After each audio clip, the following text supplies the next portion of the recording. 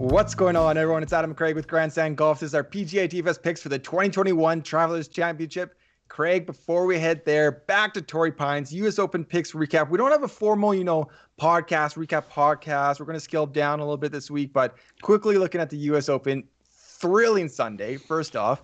But your boy, Louis, we talked about on the showdowns. Louis was there. It seemed like all tournament up until about 17 on Sunday. Yeah, first off on that, I mean, Father's Day and two of the three of us being fathers, it's just tough to get everyone in the same time and everything. So maybe we'll try next time we do get together, we'll try to rehash the U.S. Open a little bit. But what an exciting day. Also Rory, my other pick, for a second there, I was kind of thinking that he might be close to being the favorite when he was one of the guys at 4 and things just went off the rails. But feel good about Louis, feel good about the bold prediction of a top 3 from Louis. So for me, I forget who your other one here, Finau, but for me, Kokrak let me down. But it's, as the week went on, it looked like there was a lot of ownership on Kokrak. So at least he let a lot of people down, not just me. Yeah, DFS treated me pretty good. I mean, this core 4 here, Xander, Rory, Casey, Louis and Casey kind of being the chalky ones, were completely paid off for the most part. So you don't always have to fade the chalk. It's just sometimes just play the best guys and find your little pivots here and there. Yeah, it's one of those ones where, at least for me, I don't remember where Bez ended up finishing, but going into it, Rahm was my pick to win. Louis was my bold prediction, and Bez was my sleeper. And I feel pretty good about all those things. I think Bez may have been one of the guys that fell off a bit on Sunday, but even still. He didn't fall as hard and fast as a Bryson, but I think he's like in the 30s somewhere. T37, I think it was Bez, but it's still pretty good for a sleeper. Yeah, okay. Follow us on Twitter, subscribe, hit that thumbs up. We're moving on to Travelers, Craig. Before we jump into it, pretty straightforward week. Pete Dye course, TPC River Highlands. Anything sticking out to you? No, I mean, I do think we're just different fields. You've got a few guys at the top, and then the fall off is much quicker. I do think there's a decent 9K tier, but to me, you start to lose a little bit of the oomph of the field in the 8,000. So I think between maybe it skews towards finding those 7K values to pair with some higher end ones, or we're going really high and getting a few of the stars and then really hammering that 7K range. But to me, I'm shying away from the balanced this week would be my one. Okay, interesting. Okay, let's jump into my first one here. Okay. Scottie Scheffler is my first one. DraftKings 9,600, 7th on FanDuel, 7th as well, 11,400. So you got DJ, you got Bryson have played the course well. It's kind of a bubble track as well. I'm going a little bit down. I think I'm probably going to be a little bit more balanced than you, just my core here. But I really like Scottie Scheffler, and I think even at 7th at 9,600, I think he's value, and I don't think he's that much of a drop off from these top guys. So he's coming in with 3 top 10s his last 4, including the PGA Championship and U.S. Open. So pretty strong fields and some pretty tough courses. And you can kind of see that with his strokes gained totals here. So in the past 30 days, he's plus 2.47, third in the field. But then there's not really much of a drop-off. There's a drop-off in numbers, but his rank stays 4th in 3 months, in 6 months. And then when we take a very kind of micro look at it, he's positive in 13 of his last 14 rounds, again, on tricky courses. And in 8 of 14, he's positive 2.5. So he's beating the field over half the time by 2.5 strokes. So basically, Scottie Scheffler's been playing really, really well. And I think, it's just kind of trending towards that win. So I'm gonna be riding him. His experience here at TPC River Highlands. He only played in 2020. Again, he's a young guy. He missed the cut on the number. Not gonna really hold that against him. I think sometimes when it's a lower scoring tournament, it's harder to miss a cut. You can shoot 4 under and miss a cut, and like Paul Casey, you could have rallied to a top 10 finish if you just made it through into the weekend. Yeah, the other thing about that one to me, similar to, let me think, Charles Schwab and maybe the RBC, we had a different field at the Travelers last year than we do in most other years, Absolutely. because it was not the first one, but it was fairly recently after we returned to golf, and so essentially we had a lot of people playing in every tournament that we wouldn't normally have. But yeah, I think that Scottie Scheffler, I do think that it's kind of, he's due. I think he's due for the breakout win here pretty soon. To me, I like the pick. I think there's good upside. I don't think there's a lot of there's no real problems to poke holes in. I think maybe ownership. I think he has been. The recent form does typically kind of skew towards him being a little bit higher owned, but I'm not concerned enough for that to be a reason to keep him out of the pool. Yeah. My first one here, I'm going Patrick Cantlay, 10,400 on DraftKings. He's fourth, 11,800 on FanDuel. He's fourth there as well. To me, I just like this as I don't quite want to go up for DJ or Bryson. I can't even remember who is the third one, but to me, I just really like the value of Cantlay here. So why do I like it? Strokes gained total, 3 months, 6 months, 12 months. He's second in this field. The person who is in first does change over that time, but Cantlay is the constant in second. He's over 2 strokes essentially for those 6 months, and then pushing it more in the long term as well. 12 months, 2 years, we've got 1.85, 1.78 strokes gained total. He is first in this field in strokes gained total over the past 2 years. So, I mean, DJ and Bryson and everything they've done when they play their best, Patrick Cantlay, week in, week out, is consistently showing up better. And then the thing is, sometimes you can be like, okay, but he doesn't close the job and get the wins. But Patrick Cantlay does. Like, he has wins. He has wins in good fields. He has wins in not so good. I mean, more often, even though he doesn't have a major, I think he does win pretty good tournaments usually. So I think that there is still that upside to go along with a fairly good average week in, week out production. Gained strokes in 11 of his last 12 rounds. He's almost 3 strokes gained over those past 3 events. He's positive off the tee in every tournament this season. His average on the season is plus 0.66. Not the best average in the world, but to me that screams more. He is, so if he's positive every time and his average isn't crazy, he's gaining consistently every time, which you really like to see that. Last 3 starts at Travelers, so this is kind of the one that pushes me over the edge. I do, it's not flashy enough that he's going to be in everyone's lineup, but it is good enough that I think he has a pretty good feel for the course. He's got pretty, he can go there and is going to be in contention likely because it's been happening the last 3 years. He's been 15th, 11th, averaging basically 2 strokes. Similar basically to what he does, averaged basically 2 strokes over that period of time. So I like Cantlay. I like the upside. I think he's probably one of the safer guys at the top. So yeah. Yeah, I think that's fair. Top 3 are the big boys, DJ, Bryson, and Brooks. Brooks. I forgot Brooks, Yeah, Cantlay's fourth. It kind of seems like with Cantlay, after the tournament, lifts the trophy, everyone looks back and be like, yeah, of course it was Cantlay. Like, he does play this course really well. He's very consistent. He has been playing very well. Like, all these things are kind of like, yeah, of course it's going to be Cantlay. Plays Pete Dye really well.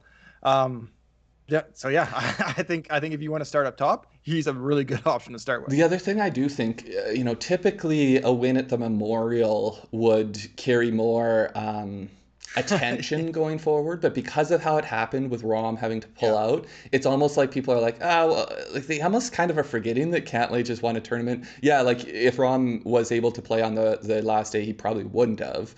But he still beat everyone else in a pretty strong field. Yeah. So including Morikawa and all those guys.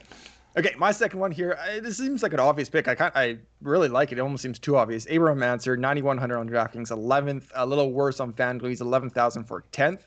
But the interesting thing with Abe Ancer, he's coming off 2 missed cuts. He popped over for that 3-day Euro tournament. Paul Casey also was in that one.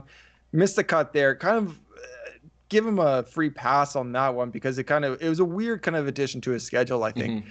And then came back for the U.S. Open, Torrey Pines, which I don't think really fits him that well. I think he can play more. I think he can get around pretty well, but Torrey Pines with the length that we had there wasn't great. But despite his miscut there, he still gained plus 2.87 on approach per round at the U.S. Open in those 2 rounds. So his irons are still lightning hot. But prior to those 2 miscuts, he had 10 straight top 26s. The 26 was the Masters. We had that 2-stroke penalty. So it's really like 2 top 25s.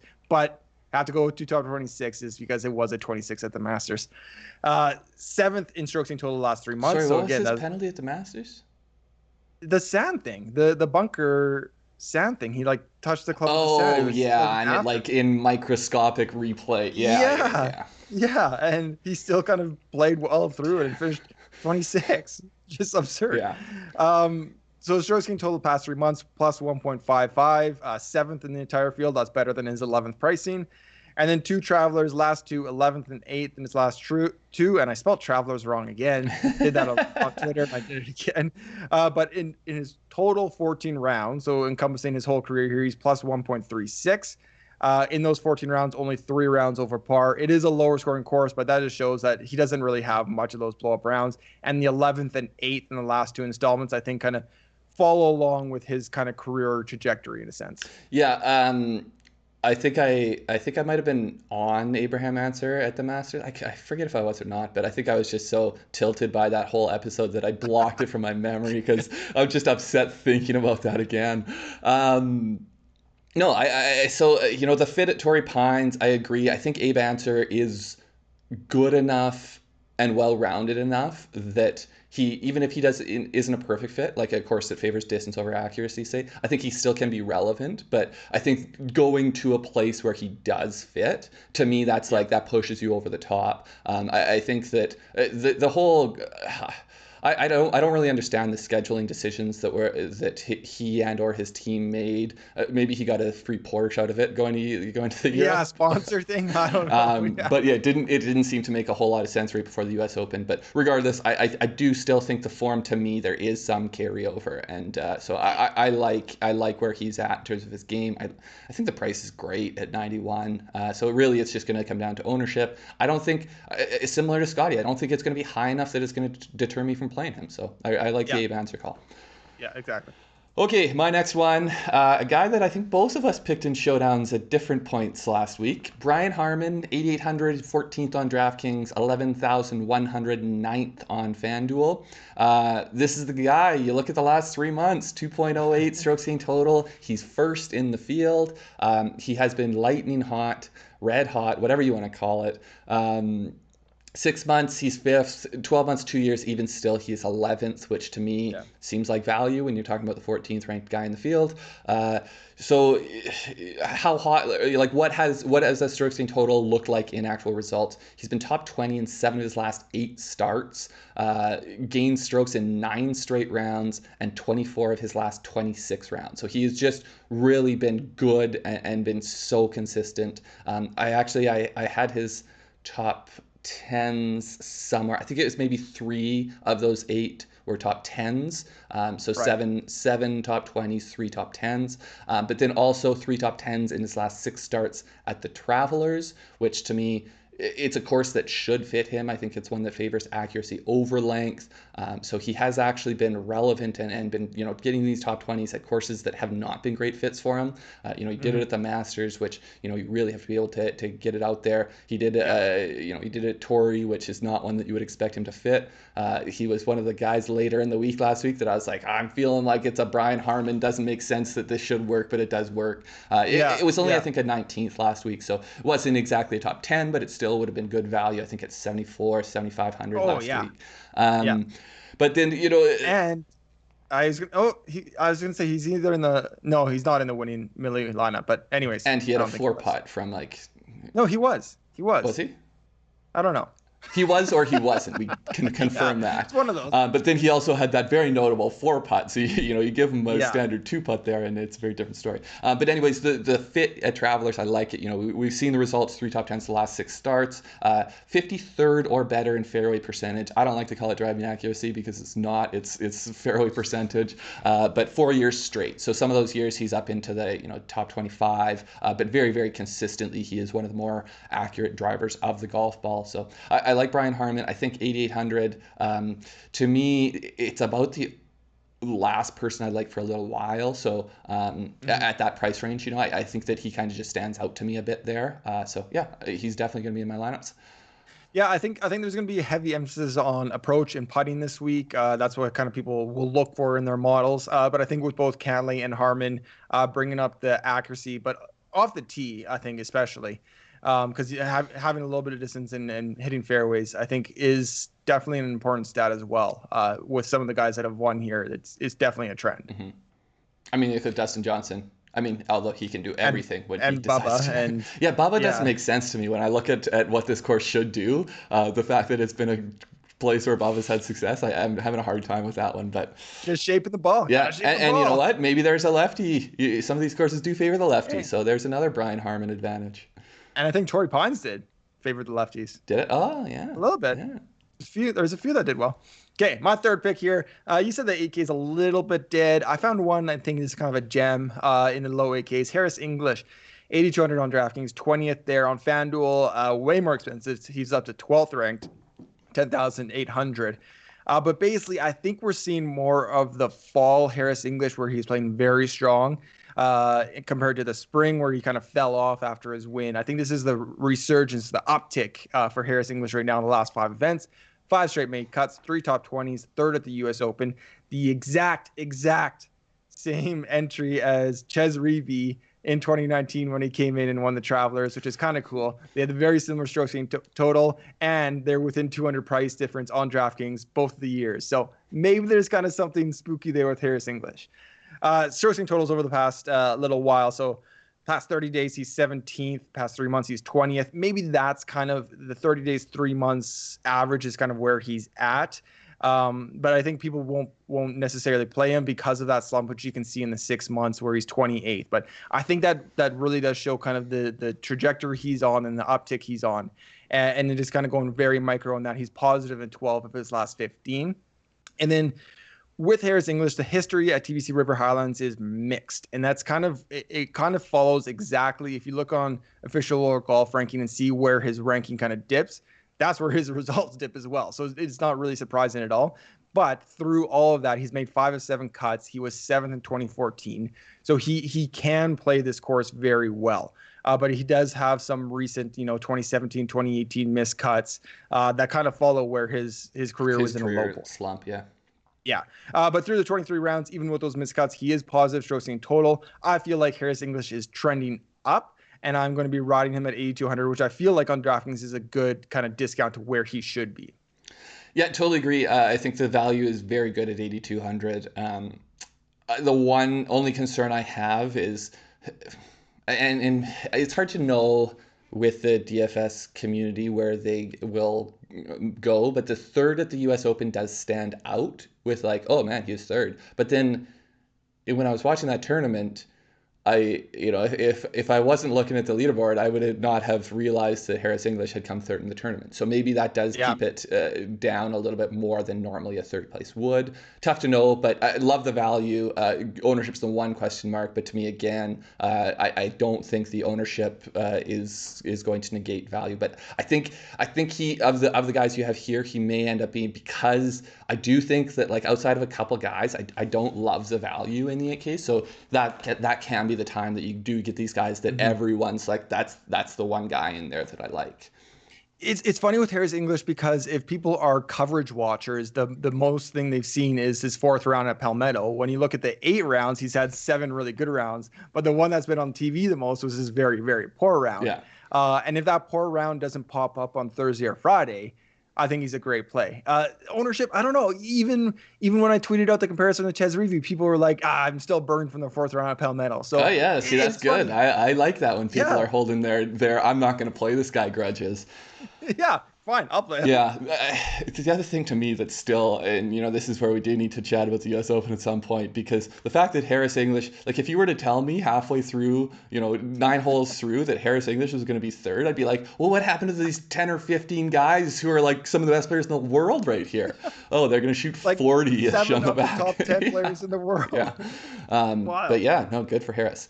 Okay, my last one here. I'm going all the way down to 7,600. Doc Redman, he's 29th in the field in terms of pricing on DraftKings, 9,100 on FanDuel. He's 37th over there. Like that. To me, this one, I cannot explain the value with strokes gained total. It doesn't really make sense if you look at it that way. 0.31, he's 51st over the past 3 months. You do look at it, it's negative over the past 6 months, which you can start to see then from 3 to 6 months how bad he's been playing to carry that down. That's 77th in the field. And then you start to look at it a little bit more long term. We're talking 0.4, 0.3 kind of strokes gained, about 50th in the field. But to me, Doc Redman is one of these people where the average, I don't think, does a really good job of telling the story. He has played a lot of bad golf in that time. And so to me, you're playing him not for what he's doing week in, week out. You're playing him for what his upside is. So it does look like the form has turned around for Doc. He's got 4 straight cuts made, 0.65 on approach in those events. He's gained putting in 5 straight events. He's averaging 0.62.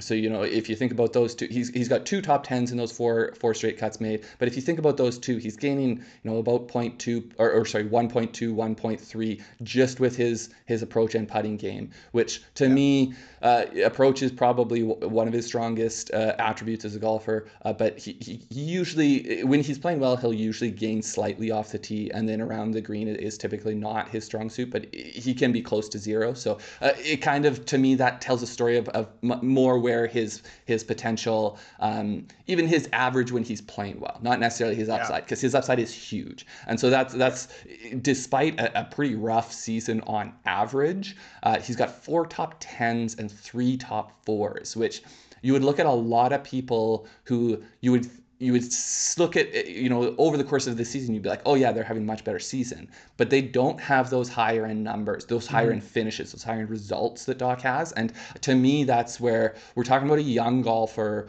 who he has not built the consistency season long throughout his game, but when he is feeling it, he can win. Well, we haven't seen him win yet, but I think he definitely can win. But we definitely have seen him get a lot of those top 5 finishes for what the numbers would otherwise say.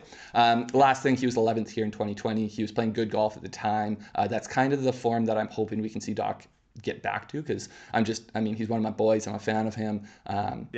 So yeah, I'm on Doc this week. I think 76 is a good number there to get him in at. Yeah, I like it. His USM was at Riviera, right? I believe so. Against Doug Kim. I've seen a lot of kind of course comps, not on Data Golf. I think Ben Cooley had the Riviera thing. Bubba playing both well, got to shape it off the tee. So his win there might be a good course comp for River Highlands, and the fact that he was 11th here just kind of adds to that. Maybe it is a kind of good course comparison. But yeah, I think one of the highest ceilings you can find in the mid 7s, but also a low floor, which if people have been playing golf DFS for a while, kind of have experienced that, I'm sure, with Doc and sometimes. Yeah, for sure. You're not like, to me, I think he maybe right now with the 4 straight cuts made and the more recent form we've seen from him, maybe he has made cut equity, but you're not playing him for that. You're playing him for the potential upside, in my opinion. Yeah, exactly. Okay, Craig, U.S. Open, after U.S. Open, what's our week look like? We're scaling down a little bit after the U.S. Open, so we're going to have our PGA DFS sleepers out on Tuesday as well. We will have no live DFS show this week and no showdown shows, but it's going to ebb and flow a little bit with the tour schedule, and this week we're just kind of scaling down a little bit. Yeah, the reality is that we can't keep up the same pace we do for majors, especially now that we're into the summer and we have a lot of families wanting to, I'm going camping this week. And so my wife would not be very happy if I told her that I was going to be Skyping in to do showdown shows during the week. That would not make for a very happy family situation. Yeah, just other obligations, but we'll try to squeeze out as much content as we can, kind of week in, week out, with kind of the most popular things as we can. Well, and definitely don't expect, for the Open Championship, we'll be right back up to full speed ahead.